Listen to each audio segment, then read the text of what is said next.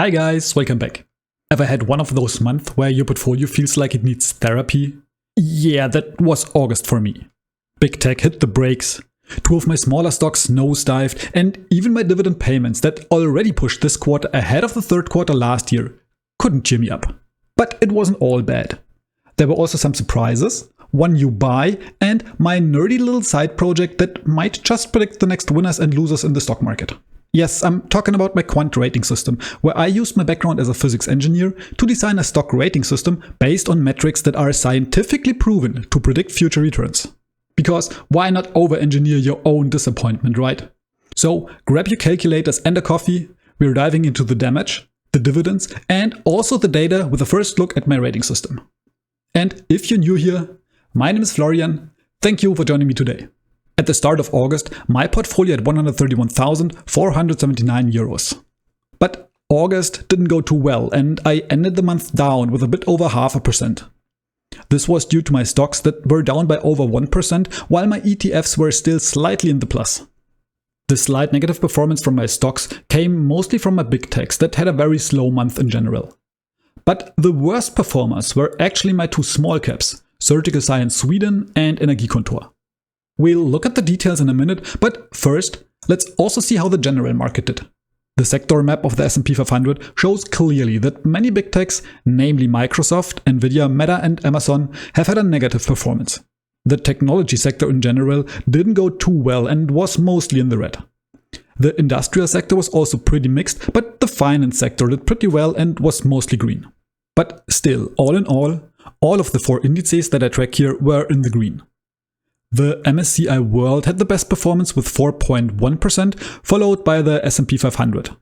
But the poor big tech performance also showed in the QQQ that did only slightly better than the European Stock 600 index. And since the beginning of the year, the MSCI World also had the best performance with almost 14%. But in this time frame, the next best performer is the Nasdaq. The European Stock 600 is falling a bit behind now after a very strong start into the year. In fact, the performance of US stocks has been surprisingly strong since May.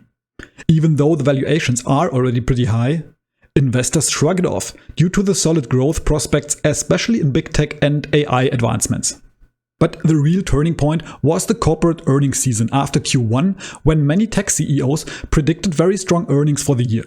With this, the tech sector is up by over 23% since April, even when including the crash when Trump announced his tariff plans. In Europe, most earnings haven't been that good, and the growth in Europe is generally behind the one in the US.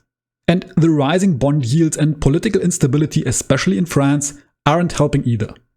So, after we Europeans could cheer for a brief moment of outperformance, it seems like we are back to the US exceptionalism again, at least for the moment. And from the megacaps, Alphabet has actually one of the better performance in the last 2 months. So I guess I got pretty lucky that I entered a position with them just in July.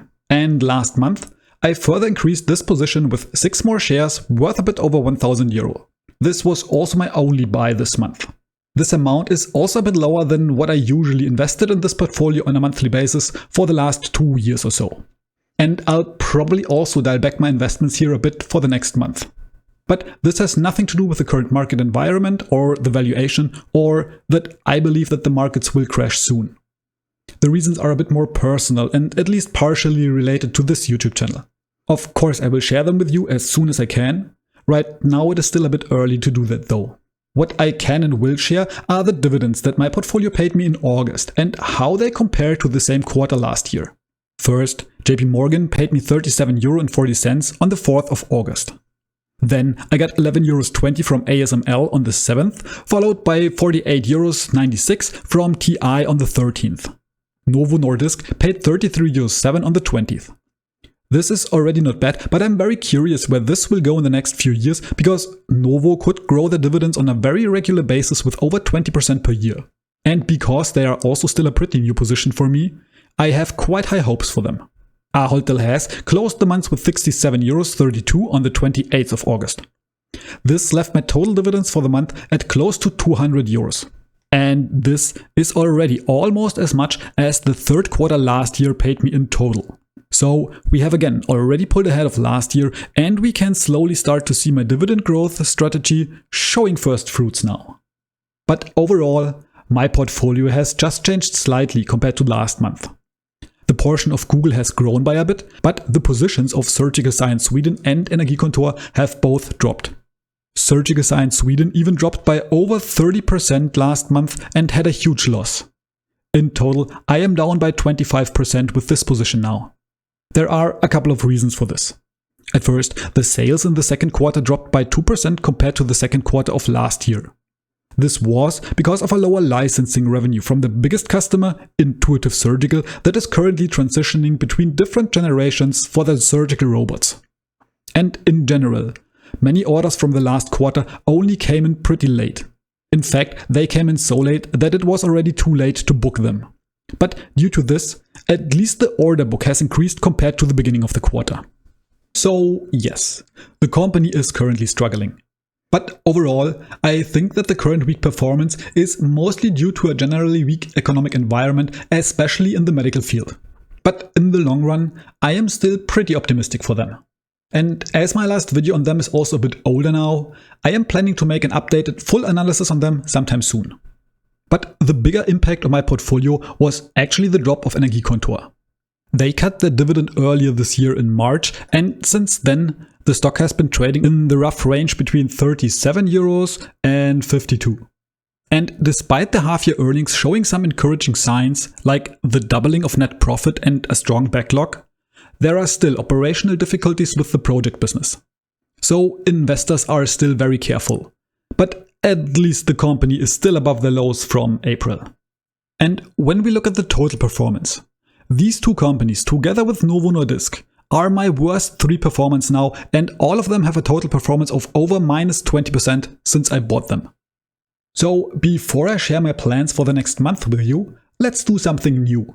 I have talked about my stock scoring system or Quant rating system a couple of times by now. But if you haven't heard about it yet, over the last 1.5 years, I have used my background as a physics engineer to build my own stock rating algorithm that takes over 30 fundamental and technical parameters that are scientifically proven to predict stock returns into account and rates the return potential of a stock over the next 5 and 10 years. My plan is to get it finished by the end of the month.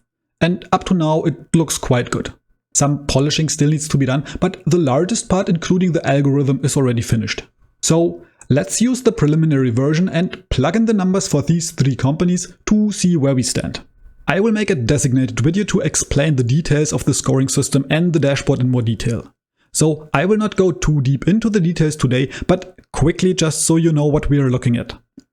The final score for each company up here is calculated based on 5 categories: growth, health and profitability, dividends, quality, and value and momentum.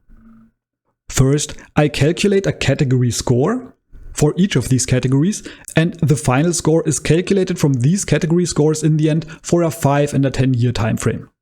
And you can see the values for each metric as well as the score down here. So let's have a look at Energikontor.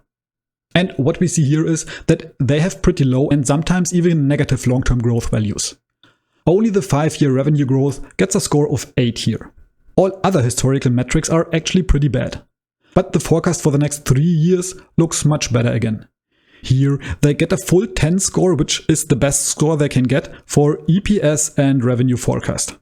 The reason for this is again that their project business last year was pretty bad, which pulled most of their financial metrics down. But by next year, this should recover again. Overall, they did get a 5-year growth score of 6.2 and a 10-year score of 6. The health and profitability picture is also quite mixed. The debt-related metrics like long-term debt to EBITDA and interest coverage are pretty bad and only get a very low score. And their weakness last year has also put some pressure on their margins, especially the free cash flow margin and the return of invested capital. Only the EBITDA margin is still good, and because they are also buying back shares, they also get a nice 8 score in share dilution. Overall, they get a 5-year health and profitability score of 4.6 and a 10-year score of 4.2. But their dividend score is even lower.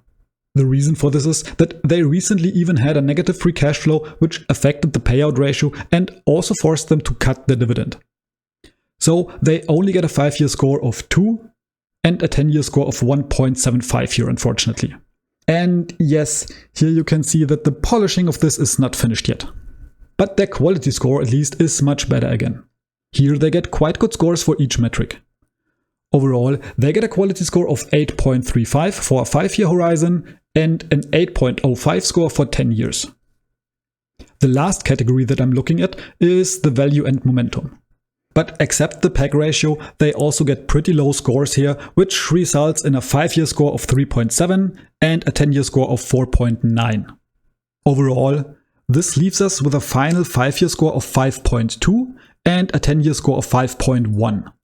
And on a scale from 1 to 10, this is not really good. But we also know that especially the growth and profitability metrics should recover again soon when they are able to sell the projects that have been delayed last year. So I'll still give them a chance and see how this year goes before making any hasty decisions. Next, let's look at Surgical Science. In contrast to Energiekontor, they have quite great growth stores all across the board. Overall, they get a growth score of 8.9 for 5 years and 8.7 for 10 years. Their health and profitability score is a bit mixed though. While the financial health metrics like long-term debt to EBITDA and interest coverage are very good, the share dilution, EBITDA margin and return of invested capital are not so well off. But again, to give you some context to these numbers, I used the 5-year CAGR numbers here, and in the case of our company, they used the share dilution to gather some money in the past. But this hasn't happened for the last 3 years, so the recent trend looks okay. Surgical Science Sweden doesn't pay a dividend. And I designed the scoring system in a way that a company that is not paying a dividend is punished, but not too harshly. So they get a 5-year score of 3.5 and a 10-year score of 4 here. I am still debating if I should make this more punishing and give companies that are not paying a dividend a straight 0 score here. But I want to do some more testing and backtesting first before deciding on what works better. But at least the quality score for them is pretty good. Only the missing return to shareholders is affecting the manager quality score a bit. But overall, they still get a 7.8 for 5 years and a straight 8 for 10 years. But the recent crash has cost them a lot of points in momentum. And this comes despite a still quite high valuation. Except the PEG ratio, they get straight 1 scores all across the board here. This results in a pretty low 1.6 score for 5 years and 1.9 score for 10 years. Overall, they are still a bit above Energiekontor with a 5-year score of 5.7 and a 10-year score of almost 6. And that leaves Novo Nordisk. They start the scoring very strong with pretty good growth scores across the board. But their forecast is a bit below the recent growth, which pushes these two metrics down a bit. But they are also still decent. Overall, we have a 5-year score of 7.3 and a 10-year score of 7.2. Their health and profitability metrics looks even better than this. Here we have a 5-year score of 9.4 and a 10-year score of 9.6, which is insanely good. And they are also paying a nice dividend right now and could also grow it pretty quickly in the last 5 years. This gives them a dividend score of 7.8 for 5 years and 8 for 10 years. So up to now, it looks pretty good for them. But this is still nothing against the quality category. This is where they really stand out with a clean score of 10 for both timeframes. They tick all my boxes here. A wide moat with only one major competitor, a general market growth in their segment of 10%, low cyclicality of the industry, a low customer concentration, and a management focus with a clear capital allocation strategy and continuously returning cash to the investors.